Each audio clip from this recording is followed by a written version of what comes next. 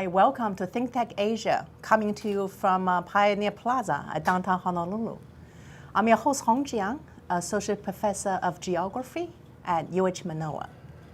And my guest today is Ms. Kristine Altwies, who is an Executive Director and CEO at Hawaii International Child.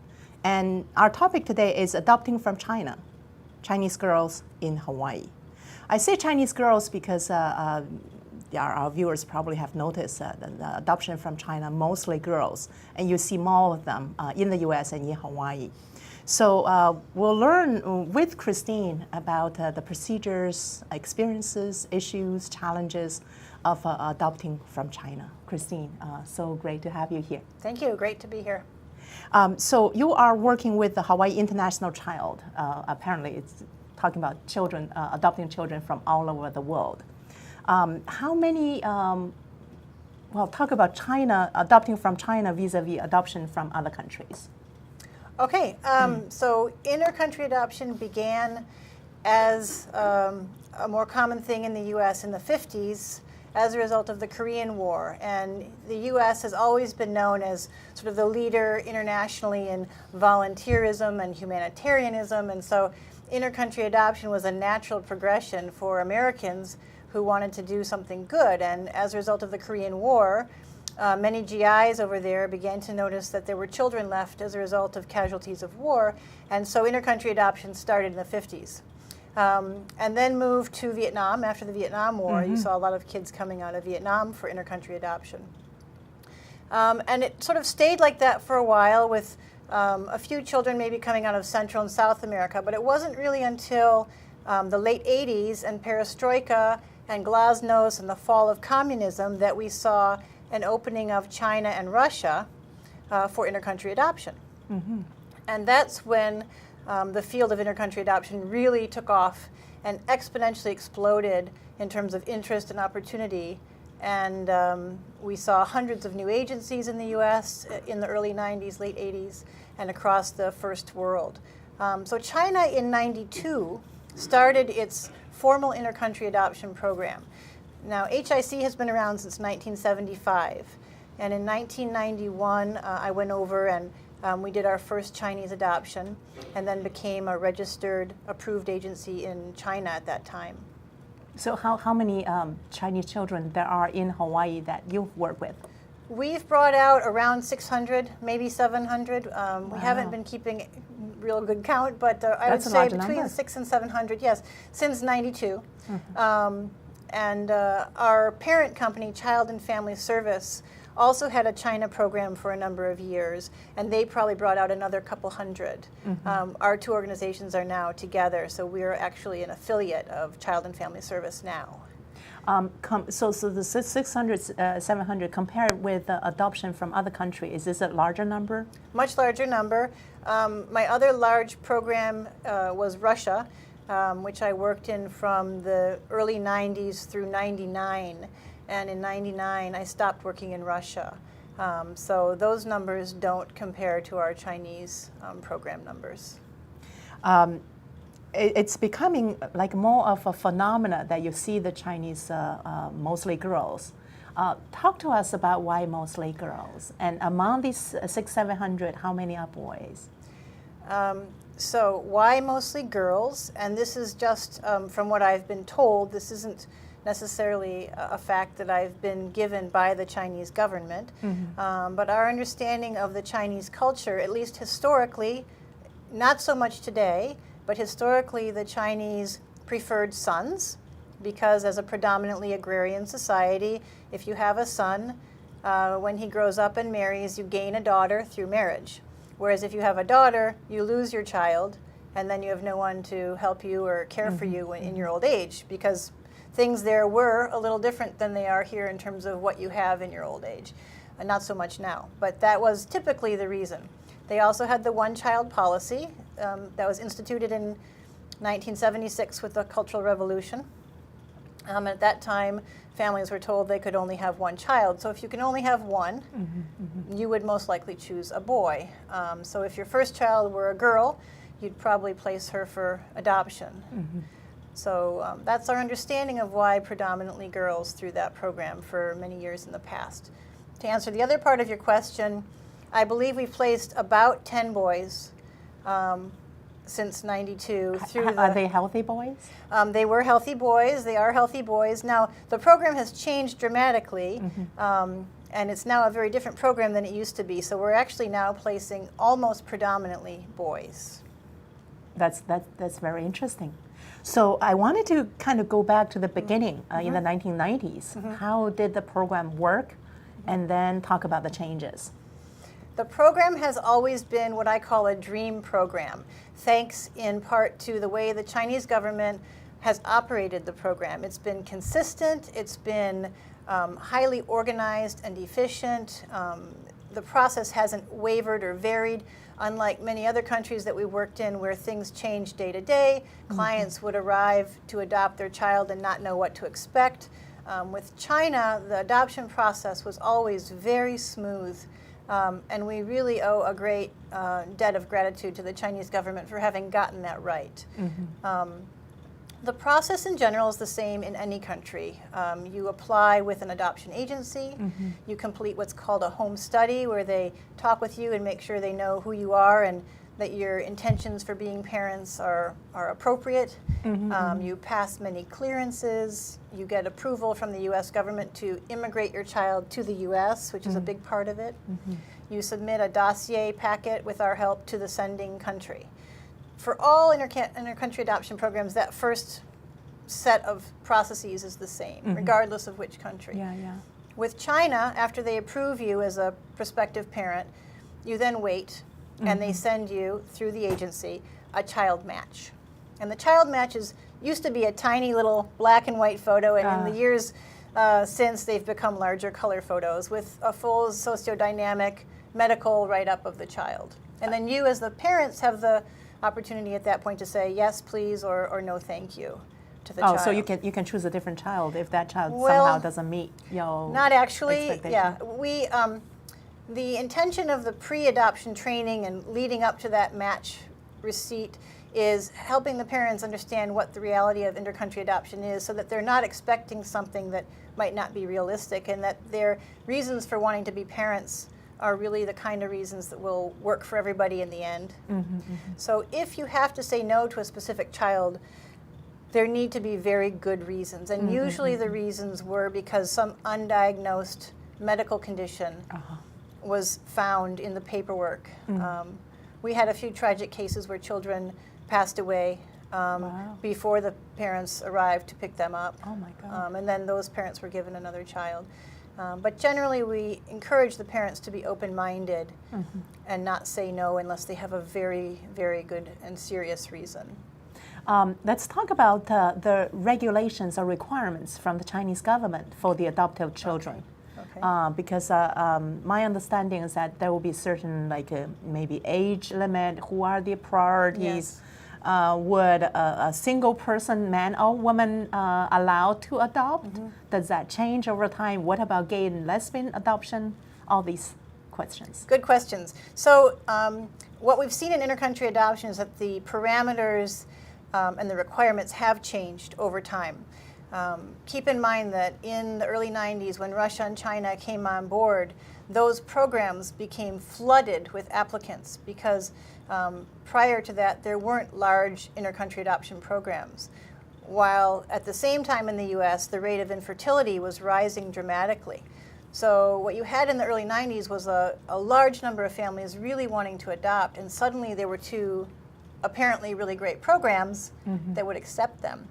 I think over the years since then, Russia and China learned a lot about how inter-country adoption was perceived, how it works for them, what they may or may not really want to know about the parents who are adopting, how they want to stay in touch with the children after they're placed. Russia, as you may know, has recently shut down again and won't accept American applications for adoption. But basically, the parameters for the parents, the prospective parents, have changed over the years. Initially, single women were allowed to adopt. Gay and lesbian applicants were never openly accepted by the Chinese. I believe in the earlier years, there may have been cases that went through that the Chinese government might not have been aware of. Somewhere in the mid to late 90s, the Chinese government required single prospective applicants to submit a statement of heterosexuality. Oh, interesting.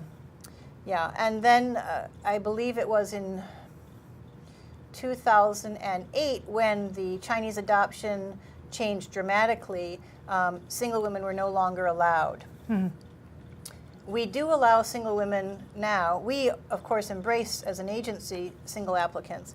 Single women are now allowed to adopt from China through the Waiting Child Program only. What is that? So the Waiting Child Program is actually something we're very excited about. The Chinese government greatly reduced the number of children they were placing for adoption about 6 years ago for no stated reason. And since then, there have been a very, very, very small number of children coming out through what we call the standard program, or the old traditional program, where you send in your application and you receive a child match, and usually it's a very healthy infant girl. Since the Chinese program has started to greatly reduce the number of children they're placing, the Waiting Child Program has expanded. The Waiting Child Program runs through a Chinese government database that lists about 2,000 to 3,000 waiting children. And these are children who have medically correctable conditions. Okay. Some are not correctable. Some are very serious. Many are not. Sometimes the children are on that list because they're older, maybe 10 or 11. Oh, wow. Sometimes because they have had a repaired congenital heart, or cleft lip, cleft palate, hepatitis B or C. Spina bifida is something that we see a lot. Missing a limb or a hand. So the range of conditions is fairly dramatic. But this allows us to go through the database, look for children that we think would be placeable, lock in the children to our agency, and then look for parents. I see, I see. And that's the program that we're focusing on most right now with China. Well, interesting. So let's take a short break, and we're going to explore more of adopting from China. This is ThinkTech Asia. I'm your host, Hong Jiang. We've been speaking with Kristine Altwies from Hawaii International Child about adopting from China. We'll take a short break, and we'll be right back. I'm Jay Fidel. That's Sharon Moriwaki of the Hawaii Energy Policy Forum. And every Wednesday we have Hawaii, the state of clean energy. We've been doing it for some time now, and we have some fantastic guests on there, unbelievable guests who give us insight into what is going on in a very complex, sometimes very confusing, sometimes very disappointing area of progress in the state. So we love doing this. We love meeting them. We love talking to them. We love having their ideas out on the table. So maybe, just maybe, we can all make some sense of what's going on. Sharon, what do you think? I think that's absolutely correct. We enjoy ourselves meeting with all these people and hearing about the energy and the state of clean energy, and hopefully we advance clean energy for the state. So it's terrific. Join us. Okay, it's every Wednesday. Okay, Wednesday is Energy Day. Every Wednesday, 4 to 5 p.m. Hawaii, the state of clean energy, here on ThinkTech Hawaii. We'll see you there. Hello, we're back. We're live. This is ThinkTech Asia. We've been talking with Kristine Altwies from Hawaii International Child about adopting from China. So right before the break, you were talking about the Waiting Children program from China. And these were older children. So typically, the regular adoption were children who were very young, right? Yes, that's true. And some of the children through the Waiting Child Program are younger. We've had quite a few who were, 2, 3, even a little less than 2. That's not normal. That's not the norm. But yeah, so traditionally the children were younger. No, younger meaning like a couple months? No, never that young. The children, once they're identified, by the orphanage or the local municipality in China, and they tend to be left lovingly wrapped up by the mother who can't keep them. We prefer not to use the word abandon anymore. Okay, We okay. try to avoid that word, but the mothers who can't keep them usually wrap them in a box or a basket.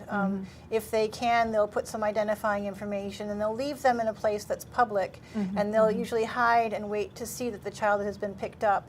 And in China, people know when they see a child on the street in a box or a basket what to do. They'll go to the police or the orphanage that's Yeah. nearby. Yeah. So by the time the child is received at the orphanage, and they do paperwork and intake, and they advertise in the paper to see if anyone comes forward to identify themselves as connected to that child, they have to create documents, birth records, and so on.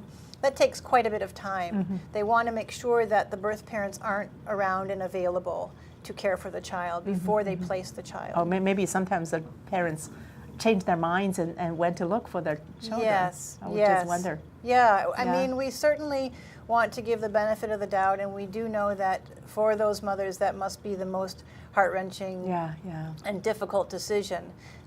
Certainly not something they do lightly. That's right. Yeah, yeah. Yeah. So once the paperwork is completed, it takes quite a number of months. And that paperwork goes through the local organization, the local municipality, then it has to go to Beijing for the CCCWA, which is the central authority that places the children. And they have to process the paperwork. So all this takes many months, as you can imagine. That's So- on the children's side. What Yes. about on the parents' side? After you finish your home study and send all the paperwork to China, how long has been the waiting time? I suppose it's been changing as well. Yes, that's a really important question, and for anyone watching who's considering Chinese adoption, this is why we're really focused on the waiting child program right now, because in the past, the wait varied anywhere from 6 to 12 months on average to a year and a half when things were slow. Wow. Right now, we have families waiting who applied in early 2007 to the Wow, Chinese that's government. a long time. That's a very long time. And for that reason, we are no longer encouraging families to adopt through that so-called regular program. What happened? Why did the Chinese government suddenly change this availability? I suppose it's not because there are less girls. Maybe they were doing something different. That's the million-dollar question that no one has been able to answer. There's been no official word from the Chinese government. There's a lot of speculation. For many years, China and Russia were sort of neck and neck as the countries placing the largest number of children outside of their own countries. Obviously, it's not something that any country would be super proud of, even though the benefit to everyone is great. I feel that for Sino-U.S. relations, the adoption of all these children has definitely helped because you have a really wonderful demographic of Americans Definitely. who are now intimately connected with China, Yeah. who travel, who carry China in their hearts and in their families directly. So really good PR. Do you think from the speculation side, it has to do with Chinese government thinking about their international image? Some people believe that might be it, that now that it's a world superpower and becoming a very modern place and competing on many other levels, that being known as the country that can't take care of its own children might not be such a wonderful reputation. But the one-child policy is still in effect. The other thing that we know is that far more people in China are now working in private enterprise and for foreign companies. So whereas before, most people worked for government organizations, and they were then given permission to give birth, right? You could only get pregnant if you were given permission from your workplace. That's right. Now, if you work for private enterprise, maybe you have more money, you can afford. We do know that if you live in Shanghai, for example, you can buy permission to have more than one child for approximately, I can't remember if it's 3 or 30,000 US, but it's a lot of money. Yeah. And in the rural areas, I believe more and more people are being given permission to have second children. What about cost on the adoptive parent side? Okay.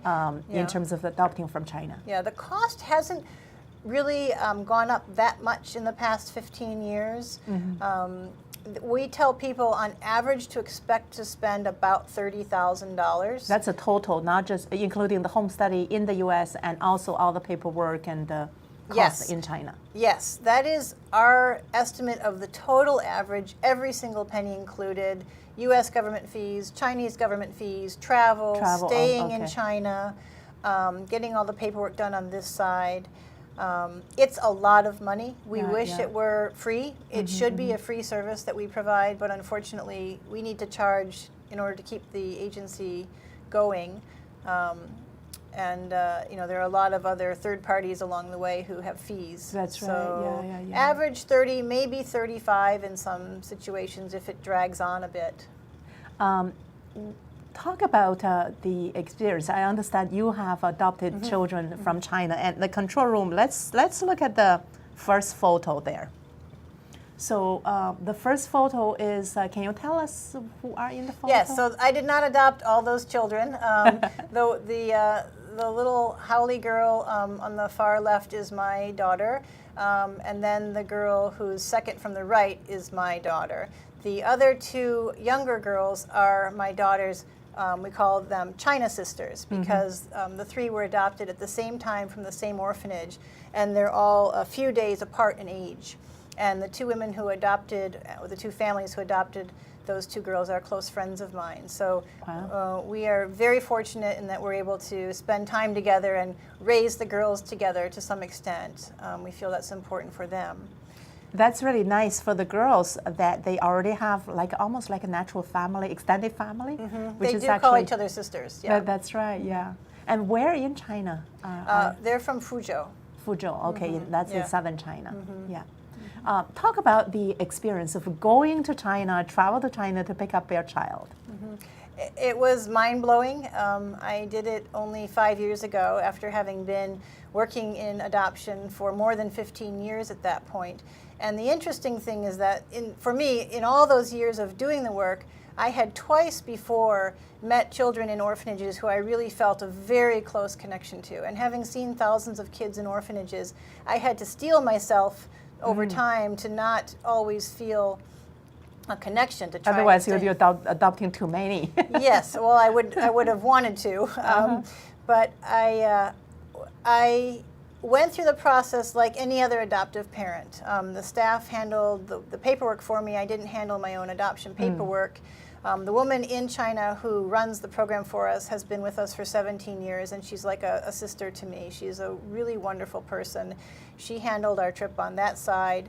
I experienced it for the most part like any other parent would. I wasn't in control. I wasn't working. I was there for the experience. And as I had always told the parents who adopt, when you first see your child, you can't explain the feelings you have, even though they're usually screaming and not wanting to be held and often smelly and dirty.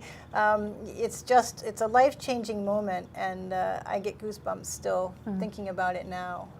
I'm very grateful to have been able to do it. So what happens? You were led to your child, and then anything else is happening on that trip? So for us, we went a week early to go to Beijing, to go to the Great Wall and see some things since we were there. And then we went to Fuzhou, and we went to the hotel that was set up by my staff. And we were literally sitting at the dinner table when the staff called and said, they're here. And this is how it usually goes. The orphanage staff, they often look like teenage girls, but they're the nurses. They're very young. They showed up carrying our babies. Oh, wow. And so all three of us, three families in one room with three screaming babies, trying to sort out who was who and trying to have... Make sure not to mix them up. Right. And trying to have meaningful moments and, focus on the child while there was chaos all around. And then you're in that town for a few days. You process the paperwork. You do the formal adoption. And then you fly down to Guangzhou to the U.S. consulate to do the visa. The U.S. visa to come home. Oh, wow. So control room, let's look at photo number 2. And that is... that's Jaja, my daughter. That's Jaja, your daughter, who's 6 years old? She'll be 6 in July. Oh, wow. Yeah. And the next photo, please. Oh, so this is Tianjin, and this is where we're working now a bit with the Prince of Peace orphanage, and we're very excited about this. This is the Waiting Child program? Yes, this orphanage is staffed by Prince of Peace, nonprofit organization, and they take in children, most of whom have spina bifida or cerebral palsy. And they do wonderful rehab work with the children. And we feel very confident that any child placed through this orphanage will have had excellent care before they're placed, which is very important for prospective parents to know, and for us as an agency to know what happens to that child from the time they're placed in the institution until they come to the family. Yeah, yeah. In terms of you working with children in China, you work with different orphanages. How does it work? Yeah, so we actually don't get to choose which orphanages we work with. That's determined by the CCCWA in Beijing. Oh, and okay. so what they do is we send in our parent applications to them, and they work through the papers, check everything, and then they assign a child to our family. So Okay. we've had children placed from western, northern China, all the way up next to Mongolia, Okay. down to Canton area. No, close to Tibet, but not obviously that far in east or west, and east all the way to Yangtze area. Okay, okay. So basically, your organization is registered as an organization that could take children with the Chinese. You call there's an acronym you talk about.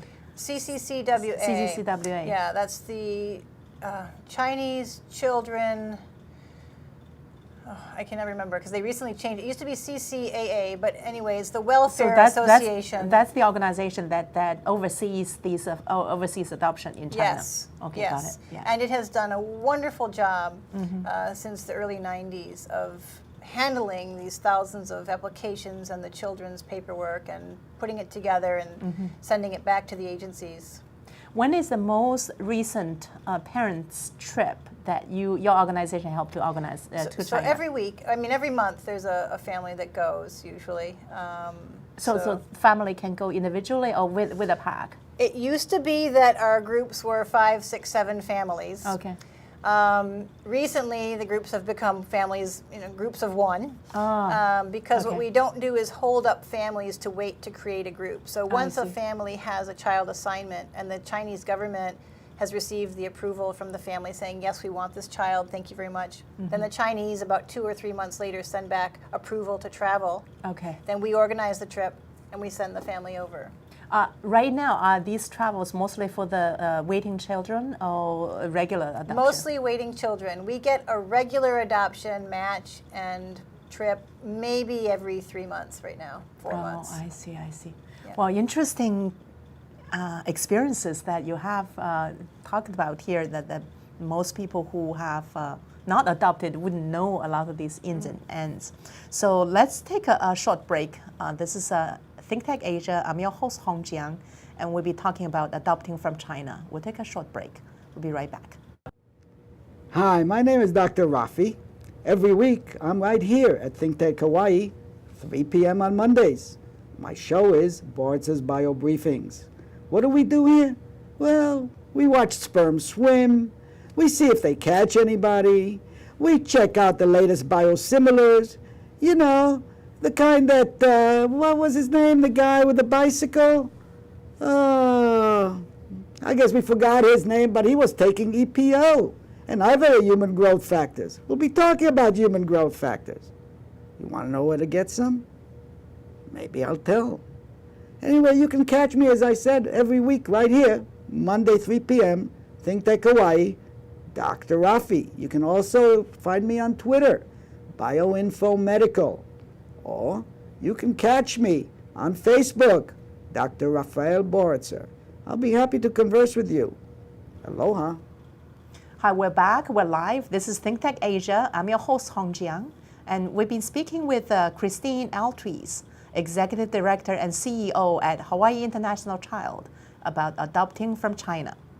So after these exciting experiences of the wait time and travel to China, pick up the child, now you have the child. And let's talk about pros and cons of adopting from China. One of the things I heard about adoption from China is that because these children usually don't have a connection with their parents anymore, so your adopted child is yours, that parents are probably not going to come and claim them.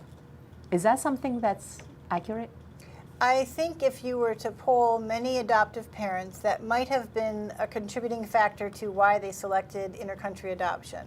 I think Chinese adoption overall has had a glorious reputation as being one of the best programs because specifically the children coming out of China have been known to be healthy, bright, lovely children.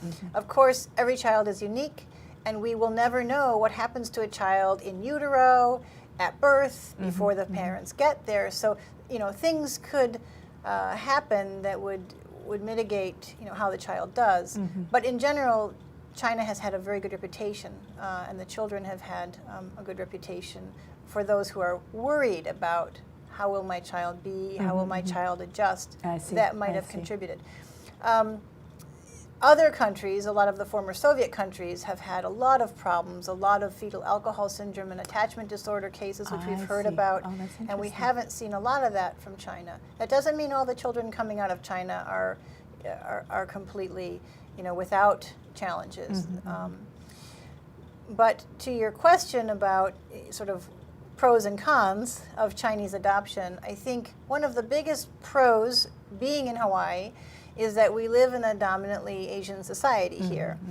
And the pendulum has shifted over the years in terms of thinking about adoption and what children need and what kind of environment they are more likely to thrive in terms of their family structure. There was a time in the 60s and 70s where people believed that if the adopting parents were colorblind and were not racist, then the child would do very well, regardless of whether there was any cohesion of how people looked. And then there was a period where people thought, no, you should really match children in families where they'll look like the parents. Pros and cons of each argument, right? Yes, and I think it really depends on the children and the parents. Certainly children are more comfortable when people aren't asking questions.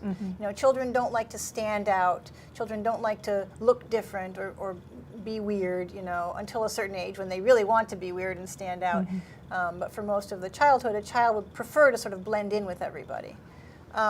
In Hawaii, children can do that because we have a lot of mixed families. That's right. Yeah, exactly. It's almost like in the U.S., I can't think of a better place than Hawaii to have an adopted children from China to be really adaptive to the society. Right. Everything fits, right? Right. But in terms of the children, that's my next set of questions. How well are they doing? You hear these children very bright and smart, and are they overall adapting really well? I think most of them are, but I think like any segment of the population, there will always be variance. There will always be children who are different, who have different needs, who may have needs that weren't known at the outset, who may have challenges. What are some of these examples of challenges and issues? Like any segment of children that you would sort of slice out of the population, you will find a variety of learning abilities. You will find some with academic challenges. You will find maybe some who are having emotional, psychological adjustment challenges. But I don't think that that's that different from birth families with children who have autistic spectrum disorder challenges or adjustment issues. It's easier with adoption to sort of point to adoption as maybe the origin of the problem. One thing we've learned over the years is that openness in adoption and preparing the parents to understand the realities of the adoption experience for their children is very important. And it's very different now than it was even 10 years ago in terms of how the parents raise their children. I guess some of these adopted children in the early 90s are already growing up and going to college, maybe even graduated from high school. Given your knowledge, are they asking their parents about these questions of identity, where they're coming from? Are they thinking of their Chinese roots? Yeah, it really Those depends kind on of the questions. child. Okay. It really depends on the child. I am in touch with many of the wonderful girls who are now in college, who have graduated college. And it really depends on the individual. Some are very curious about China. We have a number who have traveled back, one who's about to go and live there for a while. You know, some who feel very connected to their Chinese roots, and some who don't. I think one of the issues that the children face is a very fierce sense of loyalty to the parents who raised them. Oh, interesting. And so even if your parents raise you with openness about your adoption heritage and openness to the concept of your birth family, I think the children still feel loyalty to the parents who are raising them, and to some extent a hesitancy to bring up the topic. Oh. So, for example, in my family, I talk about my daughter's birth mother, even though we don't know who she is. We may never meet her, but I talk about her from time to time, just to indicate that it's a safe topic, that I'm not threatened by it, that I love her birth mother, and I'm very grateful to the birth mother. And it's interesting the kinds of things she says in response. You know, it's clear to me that she doesn't quite understand some of the concepts, and that can be a little confusing. But the point is that we want to be open with our children. How did she respond? I was talking the other day about learning Chinese, which I have been remiss, unfortunately, at working on actively.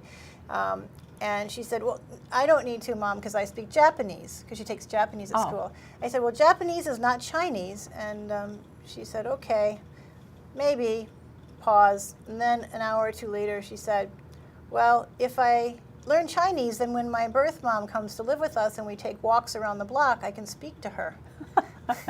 I said, okay. Totally innocent. yeah, but you know, it just sort of shows where her mind is. That's interesting. Yeah, and you know, she occasionally refers to her birth mother as her real mother, which of course, you know, is sort of a stab in my heart. And a lot of what we do in our training with parents is we talk about appropriate language, and as parents we never use the word real. You know, we're the real parents because we're here in the day-to-day. But you know, I don't take offense at it, obviously. It's just, you know, her way of trying to understand it. Do you see any children adapting differently if they are adopted by Asian parents versus Caucasian parents? Again, I wish I could say, you know, unconditionally yes or no either way, but we've seen that it really has to do with the children and the parents. One of my favorite young women was adopted by a single, blonde, large, you know, strong, healthy European woman, and she's very close with her mother, and she's very open about her connection and sense of interest in China, but she feels so close to her mother who raised her. You know, and then we have children who are being raised by Asian or Chinese American families who have a deeper connection to China and maybe a little more separation from the parents who are raising them.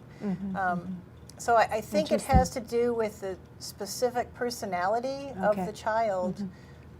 I don't think you can attribute it to anything else. So I guess I want to bring up this question, and we'll take a break, and you can see, we'll come back to it. Do you find anything in particular about the Chinese children in Hawaii that stand out, that's different from the average statistic? So let's take a short break. This is ThinkTech Asia. I'm your host, Hong Jiang. We'll be talking about adopting from China. We'll be right back after this short break. I'm Hong Jiang, host for Asia in Review on Tuesdays. And I'm David Day, host for Asian Review on Thursdays. Both of us broadcast our respective shows at 4 p.m. And my topics tend to deal with questions related to environment, culture, history, and sometimes human rights. And my shows tend to be on international business, foreign policy, geopolitics, and national security. And you can watch our shows live on the ThinkTech website at thinktechhawaii.com. And you can also watch us on YouTube or Olalo. So come join us on Thursdays at 4 p.m. I'm David Day. And on Tuesdays at 4 p.m., I'm Hong Jiang. Aloha. Aloha. Hi, we're back. We're live. This is ThinkTech Asia. I'm your host, Hong Jiang, and we'll be speaking with Ms. Kristine Altwies, Executive Director and CEO at Hawaii International Child, about adopting from China, Chinese girls in Hawaii. And that's because most adopted children from China are girls. Of course, that's starting to change. So we'll have about, I guess, another 8 minutes also to explore this question. And thank you so much. I'm learning so much about it. The question about what stands out among the Chinese adoptees here that's different from the average. I think not being Chinese and not having lived it personally, I have very dear friends who are Chinese American who were born and raised in the Midwest, in areas where they were the only Chinese people in their entire school district. And for those couple friends who are my age, like I said, there still seems to be a lingering residual trauma from having had that experience of standing out day in and day out, constantly being the only Asian, being different. And that was being raised by their biological family. So one can only assume that That's interesting. Yeah. that if you were adopted on top of that and you were in an exclusively white or non-Asian community, that might be an additional challenge. Unless your personality were such that you were so resilient and oblivious that you just sort of powered through everything. So I take that experience of some of my friends and I extrapolate it to the adoptees, the girls who are here, and I do feel very happy for them that they're able to be raised in a place where they don't stand out. They're part of the majority. That's one less thing to worry about. And they have the foundation years, those formative years of comfort and being able to focus on other things, which I think is a good thing for them. However, I have a very dear friend who's adopted from Korea into a northwestern American state where she was the only Asian and her parents were elderly white people and they had grown white children, biological children, and she feels that she had the best childhood and she loves her family and she doesn't claim to have any lingering negative effects or trauma from that experience. Interesting. So really it's a case by case kind of situation. I really think, it's the personality of the individual. Then there seems to be this common conception that you have the Chinese girls who are adopted and they're all very bright. I suppose that's just an assumption that their brightness and probably are comparable to other sections of the population. My husband is Chinese, so I have to say that outright. And I think generalizing entire populations of 1.2 billion is dangerous. However, I would say that most of the Chinese people that I know, especially my husband's family, they're all exceptionally bright. Okay. I think it's dangerous to make these assumptions or generalizations, but certainly with adoption from China, the reputation has been that the girls coming out have all been, bright, exceptional children, which makes it much harder for the families who have children who are facing challenges. And that's not a small thing. Those families, I think, suffer silently often because they're afraid to speak out and to be the one family with the child who's having problems. That's right, especially if you have this common conception that every child adopted from China bright, and then you have a family. You have the one who's not, experience. and therefore it must be your fault. You must be doing something wrong. You're an inadequate parent. That's right. Yeah. Talking about that, I suppose there are support among the parents who adopted from China. Maybe you could tell us a little bit about that. Yeah, there are supports available. One thing about the typical adoptive parent is they tend to be overachievers. They tend to often come to adoption later in life. They tend to be successful. They tend to be highly educated professional people usually who have tried to start families and have waited and finally usually become parents later in life. These are not people who are typically good at asking for help. Interesting. And so one of the things that we try to remind them of throughout the process is that we really love hearing from people years after they've adopted, and especially if they're having challenges. We like getting the pretty Christmas cards, which we get from everyone, and the graduation announcements, but we also really want to hear from the people who are having challenges because we can hook them up with resources, support groups, we can do counseling, we can help them reframe or try and look at what's going on. Do you find parents sometimes become more interested in Chinese culture and language than their adopted child? Yes, and that's a good thing, and that's how it should be, because what we say to the parents is that you need to sort of lead the way and demonstrate enthusiasm so that your child feels proud of her culture, and so that she knows that you're not threatened by her connection to her culture, and that by demonstrating that over and over through her lifetime, later, if and when she wants to become interested, she won't feel that she's hurting your feelings by showing interest. Any particular kind of activities these parents do or organize to be engaged with the Chinese culture? Yes, Prince of Peace, the organization I mentioned earlier, has a wonderful homeland tour that they offer every 2 years for girls who are 10 and older who were adopted from China. They are invited to come back to China on a wonderful tour of highlights of China with others who have been adopted from China. And it's a great trip for people to consider if they have adopted from China. We at HIC run an annual Lunar New Year celebration around the time of Chinese New Year. We offer Mandarin classes at HIC for parents and children. I've run teen groups for quite a while, so teens can come back and hang out, mentor younger kids. There's lots for them to do, and usually the folks stay in touch if they've traveled with others or if they were adopting it around the same time as others. They stay in touch. Have you taken your child Jia and also her other siblings back to China?